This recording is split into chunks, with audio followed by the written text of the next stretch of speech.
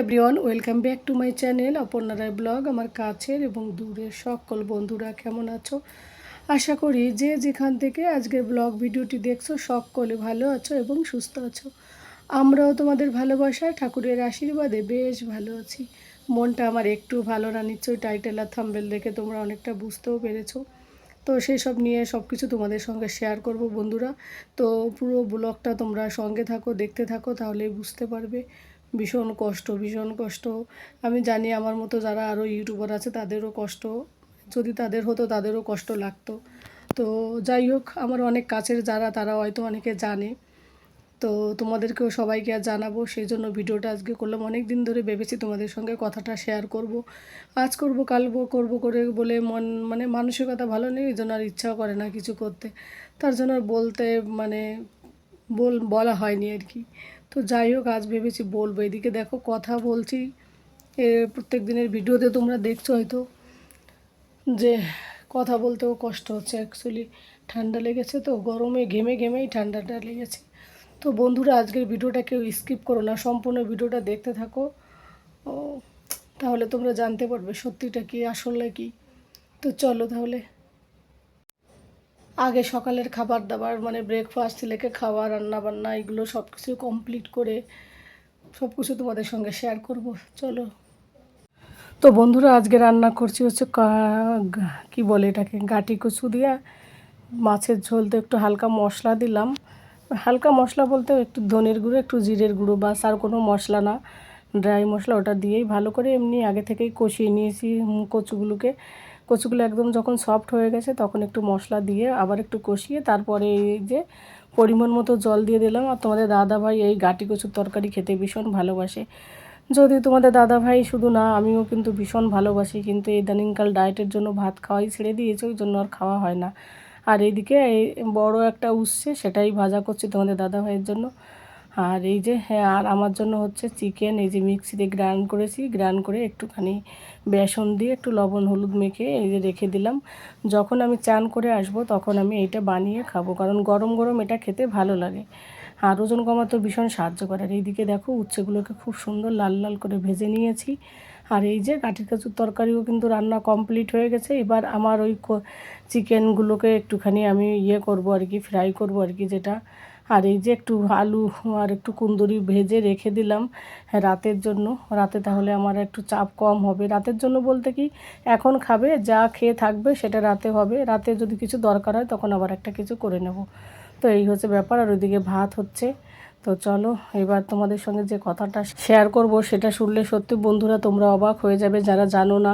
সত্যি খুব কষ্টদায়ক একটা গুড নিউজ বলতে পারো। যারা আমাকে ভালোবাসে না তাদের কাছে হয়তো, যারা আমাকে ভালোবাসে, ভালো জানে যেসব বন্ধুরা, তাদের কাছে সত্যি এটা ব্যাড নিউজ হবে। কারণ আমিও আশা করিনি, কোনোদিন ভাবতে পারিনি এরকম একটা হবে। তাই আমার থেকে তোমরাও কিন্তু সাবধান হয়ে যেও। জানি না ব্লগ ভিডিওটা আজকে এটা কতটা শেয়ার করতে পারবো, তবে যতটা পারবো ততটাই তোমাদের সঙ্গে বলবো। বাকিটা আমি পরের ভিডিওতে বলার চেষ্টা করব। আর ভিডিও বলবো কি, ভিডিও বানাতে আর সেরকম মন মানসিকতা ভালো না থাকলে যা হয়। আর এইদিকে দেখো চিকেন ইয়েগুলো বানানো কমপ্লিট হয়ে গেছে। তোমাদের দাদাভাই খাওয়া দাওয়া করে অফিসের দিকে বেরিয়ে পড়লো।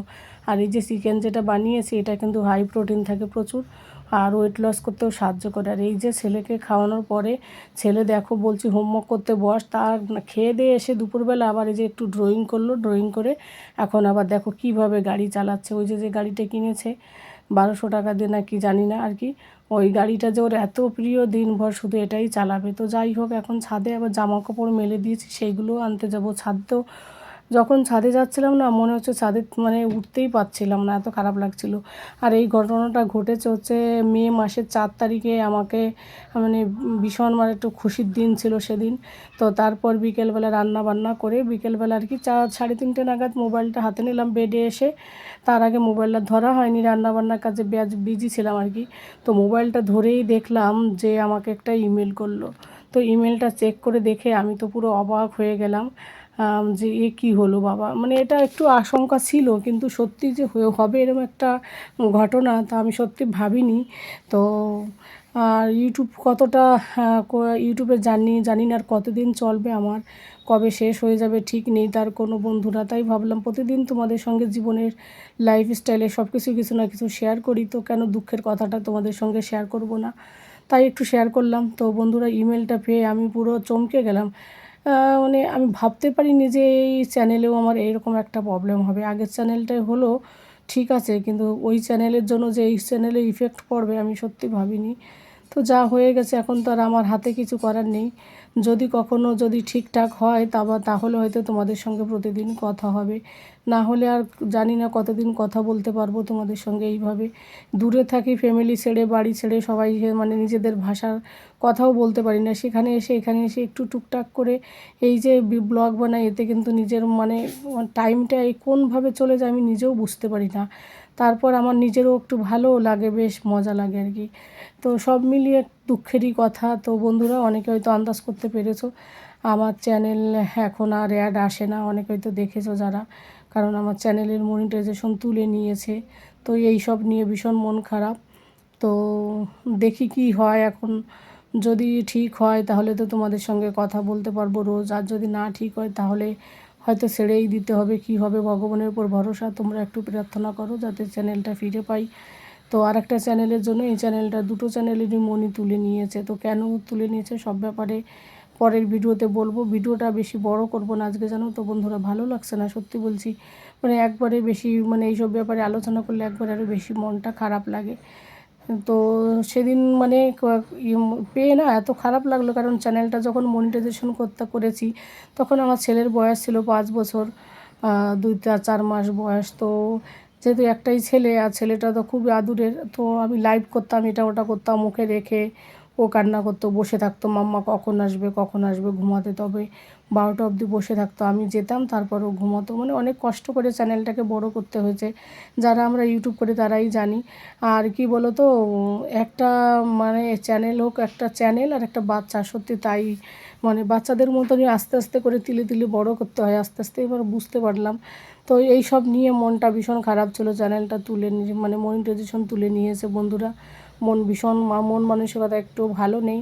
তো ছাদে এসেছিলাম এই যে জামা কাপড়গুলো তুলতে, ফেস দেখে নিচ্ছি, বুঝতে পেরেছো মনটা সত্যি খুব খারাপ। তাই ভাবলাম তোমাদের সঙ্গে আমার দুঃখের কথাটাও শেয়ার করি। তো ছাদের থেকে চলে এলাম, তারপরে সেই যে তোমাদের দাদাভাই বাড়ি চলে এসছে, 6:30 বেশি বেজে গেল। তো লিচু নিয়ে এসছে আর আম নিয়ে এসছে, আর এখন তো আর লিচুর খুব বাহার। প্রত্যেক দিন এই যে 140 টাকা করে কিলো নেয় আমাদের এখানে, আমাদের বাংলায় কত করে কিলো নেয় অবশ্যই জানাবে বন্ধুরা। তো প্রত্যেক দিন 1 কিলো করে নিয়ে আসে, 2 দিন চলে, তারপর আবার নিয়ে আসে। তো এইভাবেই নিয়ে আসে। আর এই যে কিছু কাঁচা লঙ্কা আনতে বলেছিলাম সেটা, আর ঘরে কিছু ভেন্ডি ছিল নষ্ট হয়ে যাচ্ছিলো, ভাবলাম ভেন্ডিগুলোকে একটু ভেজে দিই রাতের বেলা। ওই যে একটু কুন্দুরি ভাজা রয়েছে, তার সঙ্গে ভেন্ডি ভাজা, ওদের খাওয়া হয়ে যাবে। আর এইদিকে তোমাদের দাদাভাই চাল নিয়ে এসছে, চাল একটু বাড়ন্ত ছিল, তার আগেই নিয়ে আসতে বললাম। তো মা যখন এসেছিলো, বাবা মা, তখন চাল নিয়ে এসেছিলো। মা বাবা আবার কি বলো তো, ওরা আবার ভাবে কি বাচ্চা ছেলে ঘরে থাকলে যদি মানে কত কিলো যেন, হাফ কিলো না কতটুকু যেন চাল নিয়ে আসলে নাকি বাচ্চার আয়ু বৃদ্ধি পায়, সেই কারণে মা চাল নিয়ে এসেছিলো। সেই চালগুলো সেইভাবেই রয়েছিল, তো আজ বের করলাম। তো ওই চাল দিয়ে 2-4 দিন চলে যাবে। তারপরেও তোমাদের দাদাভাইকে বললাম চালটা এনে রেখে দাও, কারণ মা লক্ষ্মীর ভাণ্ড কখনও খালি করতে রাখতে নেই। তো তারপরে এই যে অল্প কিছু নিয়ে এলো, পরে আবার নিয়ে আসবে, এই জন্য চালগুলো একটু গুছিয়ে রেখে দিচ্ছি। আর এই চালটা খেতে বেশ ভালো লাগে জানো তো, 70 টাকা করে দাম, কিন্তু রান্না করতে 20 মিনিট সময় লাগবে, যেহেতু লাগে আর কি, গ্যাসের এত দাম, সেই হিসেবে চালের দাম। চাল একটু জলদি রান্না হলে বেশ সুবিধেই হয়, তাই না বলো? তো যাই হোক বন্ধুরা, হাসি কষ্ট দুঃখ কান্না সব কিছু নিয়েই জীবন। আর কেন চ্যানেলের মনিটাইজেশন চলে গেল, এই ব্যাপার নিয়ে অবশ্যই তোমাদের সঙ্গে পরবর্তী ভিডিওতে দেখা হবে। আজকের ভিডিওটা আর বেশি বড় করব না। এত সময় ধরে যারা যারা ভিডিওটি দেখছো তারা সকলে ভালো থাকো, সুস্থ থাকো, সাবধানে থাকো। আমার জন্য একটু প্রার্থনা করো যেন চ্যানেলটা ফিরে পাই বন্ধুরা। তোমাদের ভালোবাসার আশীর্বাদ ছাড়া কিন্তু কোনোদিনও অত্যন্ত ইউটিউবে এগোনো যাওয়া সম্ভব না, আমার তো মনে হয়। তো যাই হোক, সবাই ভালো থাকো। আজ এই পর্যন্তই, tata, bye bye, good night.